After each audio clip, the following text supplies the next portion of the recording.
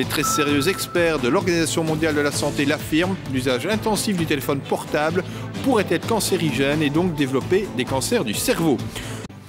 Le reportage qui suit pourrait s'intituler « Danger ou pas, une chose est certaine, des experts internationaux ont annoncé que l'usage des téléphones portables pouvait être cancérigène et développer donc des cancers du cerveau ». Quentin Warlop. Aujourd'hui, tout le monde ou presque possède un téléphone portable.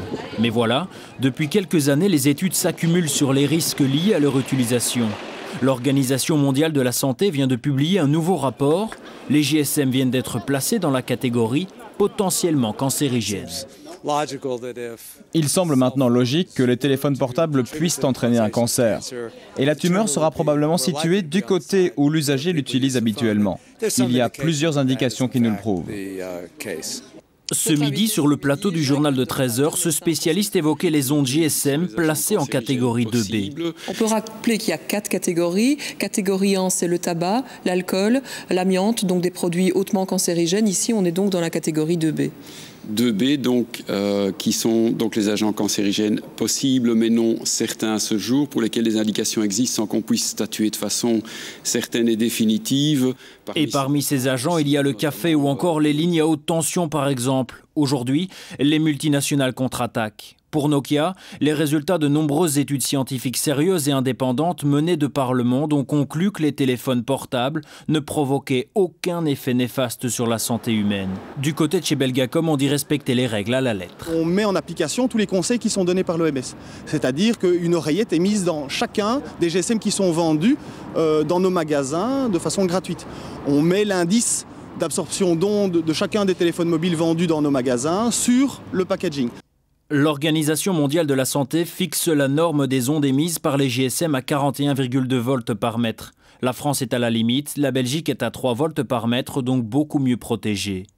Dans la classe européenne, 21 pays sur 27 sont à la limite. Et dans les 6 meilleurs élèves de la classe Europe, on retrouve la Belgique. Le rapport de l'OMS est tombé, mais il faudra du temps pour avoir une image précise des conséquences au long terme du GSM sur notre santé.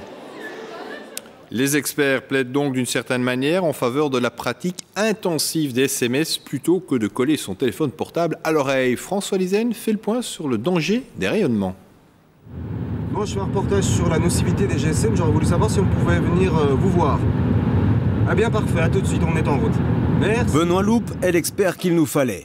Spécialiste de l'environnement électromagnétique, ces appareils, un peu complexes, lui permettent de mesurer le rayonnement des ondes produites par un GSM.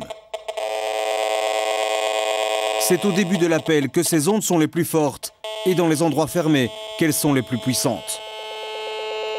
Il faut éviter d'utiliser son GSM dans des environnements clos où, par exemple, vous sortez d'un garage, vous êtes entouré de béton et cette barrière de béton va faire que la puissance du GSM va augmenter et donc la quantité de radiation transmise à l'intérieur de l'oreille et de la tête, donc le cerveau.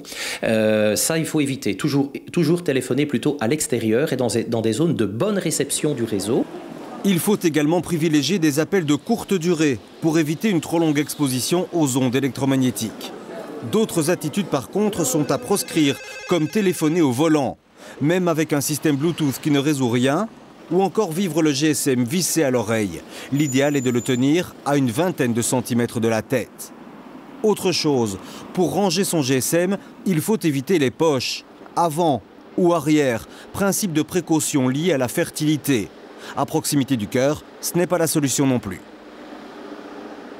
Le mieux, ce serait peut-être de l'avoir à portée de main dans une trousse ou un sac et de pouvoir l'utiliser au moment où il faut et plutôt avec une oreillette ou en tous les cas un système qui permet de limiter la pénétration de ces ondes dans le corps. Mais le fil de l'oreillette n'empêche pas complètement les ondes d'arriver au cerveau. Au final, tous les experts vous le diront. Plutôt que d'appeler, mieux vaut envoyer des SMS. Mais au volant, vous avouerez que c'est aussi dangereux qu'interdit. La meilleure attitude est alors de ranger le joujou jusqu'à destination. Et la ministre de la Santé a été interrogée aujourd'hui à ce sujet. Loretta Koellings a dit vouloir interdire la publicité pour les GSM destinés aux enfants. Une route de Wallonie